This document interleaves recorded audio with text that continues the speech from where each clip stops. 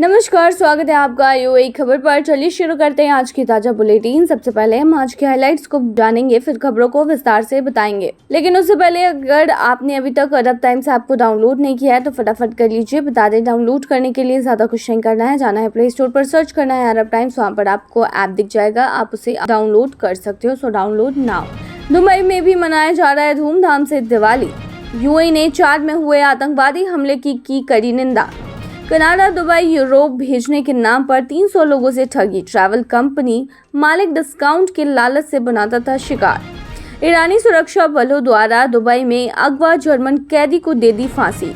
और आखिर में जानेंगे क्या है आज के रियल रेट्स, क्या है आज के गोल्ड रेट्स, क्या है आज के दिरहम रेट्स। दुबई में भी मनाया जा रहा है धूमधाम से दिवाली। देखिए, इस साल दुबई में दिवाली का जश्न बेहद भव्य अंदाज में मनाया जा रहा है। ग्लोबल विलेज में 5 से 8 मीटर की rangoli, festival of lights, markets और पारंपरिक सजावट खास आकर्षण है।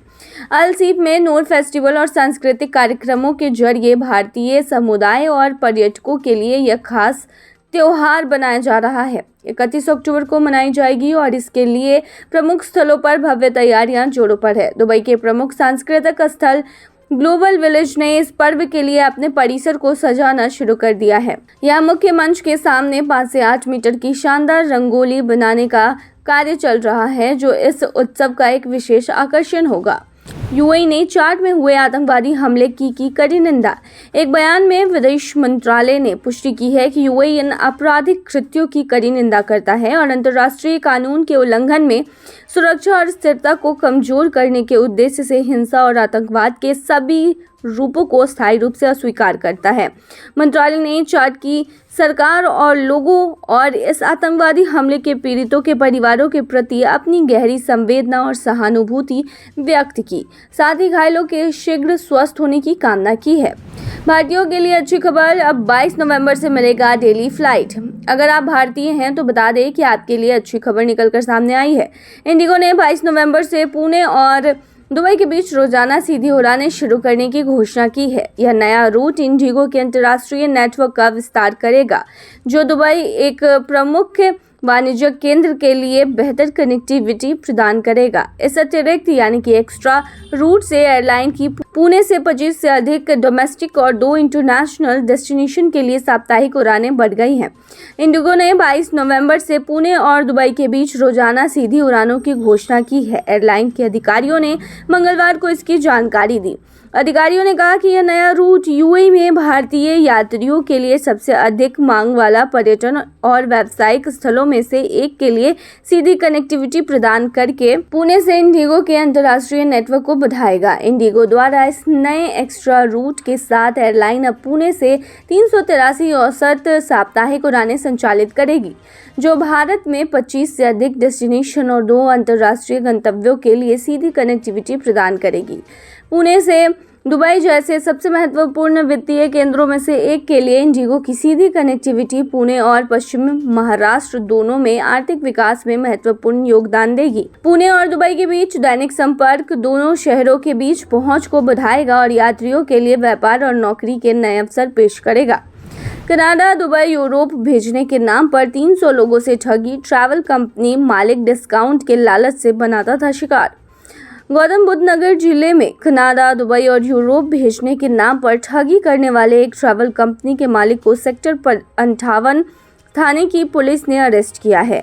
यह अपने कस्टमर को डिस्काउंट का लालच देकर टिकट देने के लिए 2 लाख से 7 लाख रुपए की मांग करता था। झांसे में आए लोगों के साथ ठगी करने के बाद उन्हें कहीं नहीं भेजा। अब तक 300 लोगों के साथ में ठगी कर चुका है। पुलिस इसके एक बैंक खाते को फ्रीज कर चुकी है, जिसमें ठगी के 50 लाख रुपए हैं। डीसीपी रामबदन सिंह ने बताया है कि एक व्यक्ति ने थाने पर ट्रैवल कंपनी के खिलाफ 2 लाख रुपए ठगी करने की रिपोर्ट दर्ज कराई थी। इस मामले में एसीपी सेकंड सवैया गोयल के निर्देशन में एक टीम बनाई गई। टीम ने मंगलवार को पूरन कुमार तिमोथी को पकड़ा है। ये परिवार के साथ में सेक्टर 34 में रहता है।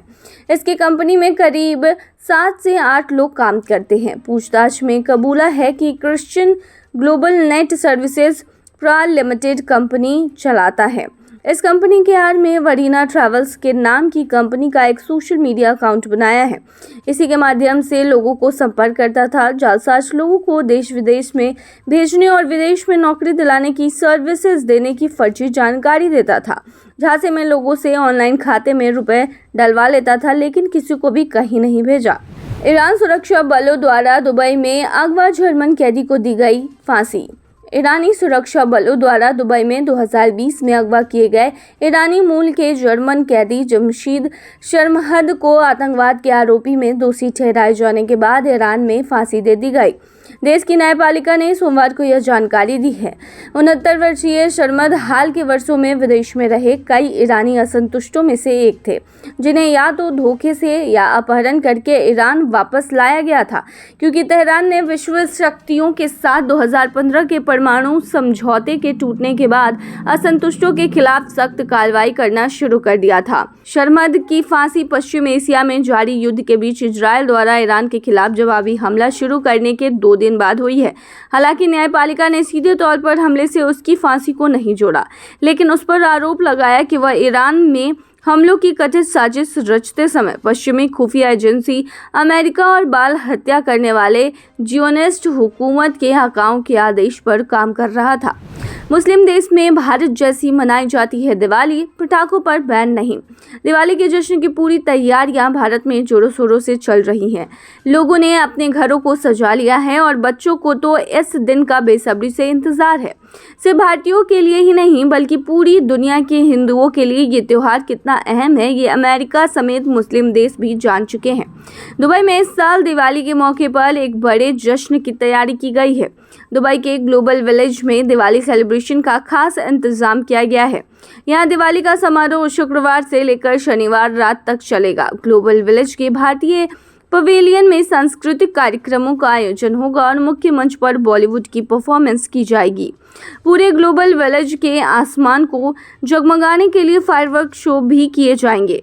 कला के शौकीनों के लिए विलेज के बीचों बीच रंगोली कंपटीशन का आयोजन किया जाएगा, जहां पार्टिसिपेंट्स तरह तरह की रंगोली बनाएंगे। दुबई ही नहीं, सुपर पावर अमेरिका के राष्ट्रपति जो बाइडेन ने भी दिवाली के मौके पर भारतीयों के लिए व्हाइट हाउस में सोमवार को दिवाली पार्टी रखी थी। इस दिवाली पार्टी में अमेरिकी सरकार के कई नेताओं समेत भारतीय मूल्य के लोगों ने हिस्सा लिया। जो बाइडेन ने इस पार्टी में आने वाले और अमेरिका में रहने वाले सभी भारतीय अमेरिकियों को दिवाली की बधाई दी। चलिए बताते हैं क्या है आज के रियाल रेट्स, क्या है आज के गोल्ड रेट्स और क्या है आज के दिरहम रेट्स।